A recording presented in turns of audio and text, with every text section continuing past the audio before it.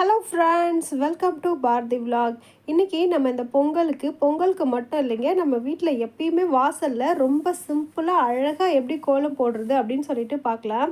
இது வந்து ரொம்ப ஈஸியாக போட்டுக்கலாங்க. நானும் வந்துட்டு ரொம்ப நாளாக கோலம் போட்டு பழக்கம்லாம் இல்லை. நான் வந்துட்டு இப்போ ஒரு வருஷமாக தான் வாசலில் கோலம் போட கற்றுட்ருக்கேன். நான் வந்துட்டு எவ்வளோ ஈஸியாக கற்றுக்கிட்டேன் அப்படின்றத உங்களுக்கு வந்துட்டு சொல்லிக் கொடுக்கலாம் அப்படின்னு சொல்லிட்டு தான் இந்த வீடியோவை அப்லோட் பண்ணுறேன். இது பார்த்தீங்கன்னா 5 புள்ளி வச்சுருக்கேன். 5, 4, 3 இந்த மாதிரி வரிசையில் வச்சுக்கோங்க. ஈஸியாக போட்டுடலாங்க. நீங்கள் ஒரு புள்ளியிலேருந்து ஸ்டார்ட் பண்ணுறீங்க அப்படின்னாக்கா நேராக வந்துட்டு சைடில் இருக்கிற 2 புள்ளியை வந்துட்டு நீங்கள் கனெக்ட் பண்ணணுங்க. எல்லா வாட்டியும் நீங்கள் கீழே வரும்போது 2 புள்ளி பார்த்தீங்கன்னா தெரியும். நம்ம அந்த சுழிக்கிற இடத்துலேருந்து 2 புள்ளியை வந்து கார்னர் பண்ணிட்டு வந்தோம்னாக்கா ஈஸியாக இந்த கோலம் போட்டுடலாங்க. பாருங்கள், அடுத்த 2 புள்ளிக்கு இந்த சைடு வந்துடலாம். இதை இப்படியே இந்த மாதிரி ப்ளைனாக போட்டுட்டோம் அப்படின்னாக்கா இதை எலுமிச்சை கொத்து அப்படின்னு சொல்லிட்டு சொல்லுவோம். இதை வந்துட்டு இன்னும் நம்ம டெக்கரேட் பண்ணி நம்ம வீட்டை விசேஷ காலங்களில் இதே கோலத்தை ரொம்ப அழகாக எப்படி போடுறதுன்னு சொல்லிட்டு நம்ம பின்னாடி பார்த்துட்டே வரலாம். இப்போது இந்த அளவுக்கு இந்த கோலத்தை பார்த்தீங்கன்னா நார்மல் டேஸில் நீங்கள் இவ்வளோ தான் இப்படியே விட்டுட்டிங்கனாலுமே வந்துட்டு இது ஈஸியாக போட்டலாம். இப்போ நான் போடுறதுக்கு 1 நிமிஷம் கூட ஆகலை. ஆனால் இதை கற்றுக்கிட்டதுக்கு எனக்கு வந்துட்டு ஒரு 10 நிமிஷம் போல் ஆச்சு. நீங்கள் வந்துட்டு 1 முறை 2 முறை போட்டுட்டு வந்தீங்கன்னா அதுக்கப்புறம் இந்த கோலம் வந்து ஈஸியாக போட்டுடலாம். இதை வந்து நம்ம இன்னும் அழகாக எப்படி டெக்கரேட் பண்ணுறது அப்படின்னு சொல்லலை.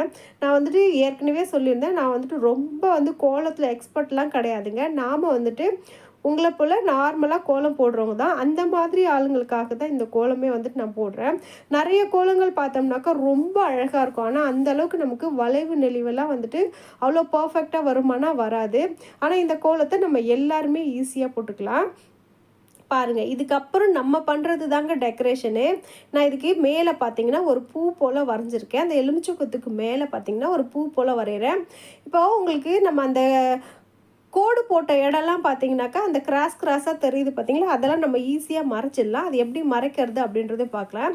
இங்கே பாருங்கள், இந்த போல் நம்ம வரியாக கோடு போட்டோம்னாக்கா அந்த கோலத்தை இன்னும் அழகு பண்ணலாம். இப்படி நேராக நமக்கு கோலம் மாவில் இல்லை சாக் பீஸில் கோலம் போட வரல அப்படின்னா ஒன்றும் பிரச்சனை இல்லை.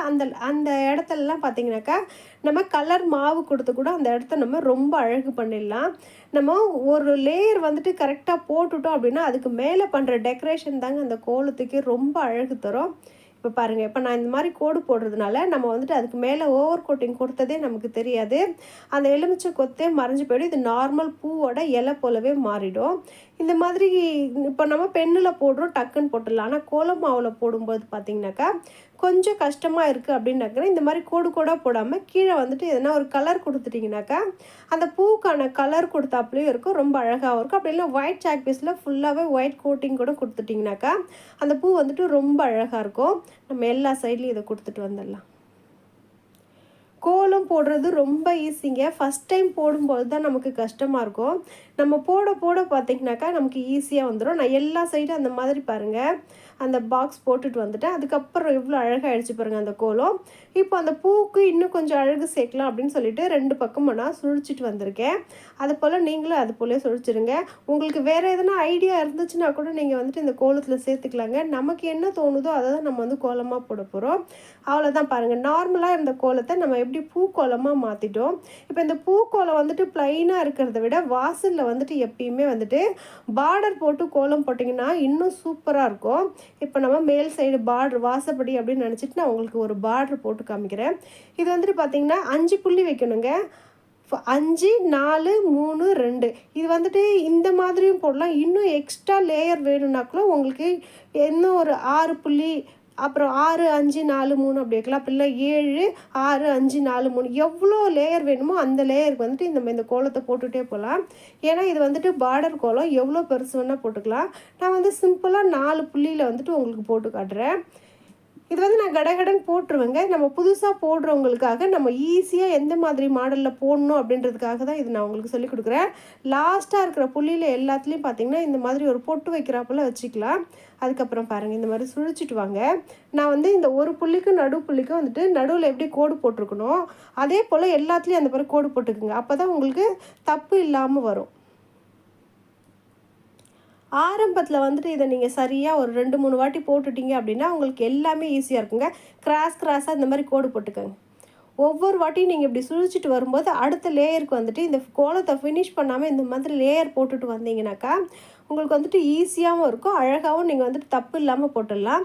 அடுத்தது இந்த கோலத்தை முடிக்கலாம். எந்தெந்த கோடுலாம் காலியாக இருக்கோ அதை நம்ம மாற்றி இந்த நம்ம இந்த சைடில் செஞ்சுட்டு வந்தாப்புலவே ஆப்போசிட் சைட்லேயும் இந்த போல் சுழிச்சிட்டு வரணும்.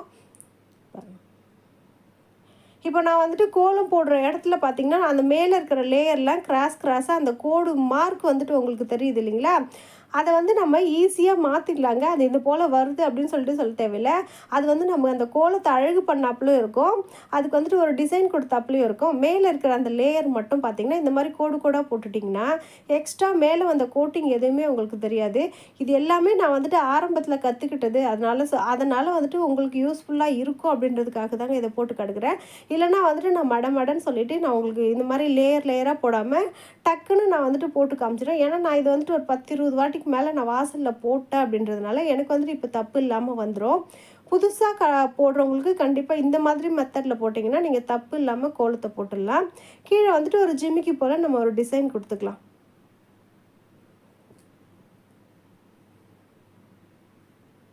எல்லாத்துக்குமே கொடுத்துக்குங்க. அவ்வளோதாங்க. இது வந்துட்டு நீங்கள் வாசலில் போட்டிங்கன்னா அவ்வளோ சூப்பராக இருக்கும்.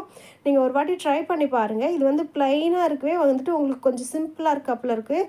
இதே நீங்கள் கலர் கொடுத்து போட்டிங்கனாக்கா போகி பண்டிகை அன்றைக்கி சூப்பராக இருக்கும்.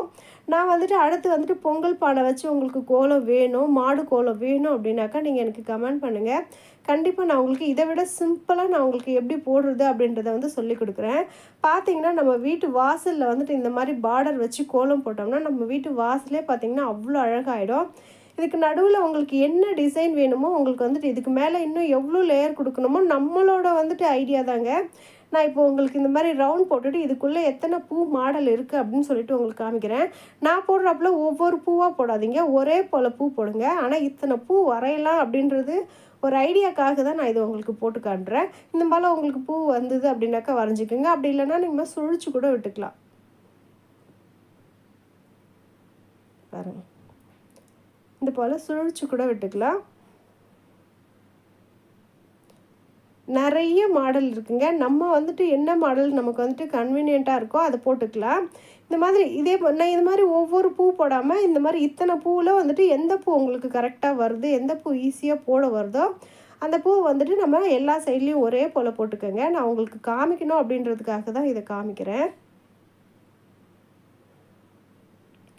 அவ்வளோதான் ஃப்ரெண்ட்ஸ், ரொம்ப ஈஸியாக நம்ம இந்த கோலத்தை போடலாம். நீங்கள் புதுசாக கற்றுக்குறீங்க அப்படின்னா கூட ஒரு 1/4 மணி நேரம் இருந்தால் போகிறோம், உங்கள் வாசலில் வந்து அவ்வளோ அழகாக இந்த கோலத்தை போட்டுடலாம். இந்த கோலம் உங்களுக்கு பிடிச்சிருக்குன்னு நினைக்கிறேன். இந்த வீடியோ உங்களுக்கு மறக்காமல் எங்கள் சேனலில் லைக் பண்ணுங்கள், ஷேர் பண்ணுங்கள், சப்ஸ்கிரைப் பண்ணுங்கள். இன்னொரு ரங்கோலி வேணும் அப்படின்னா நீங்கள் எனக்கு கமெண்ட் பண்ணுங்கள். கண்டிப்பாக நான் உங்களுக்கு போட்டு காமிக்கிறேன். தேங்க்யூ.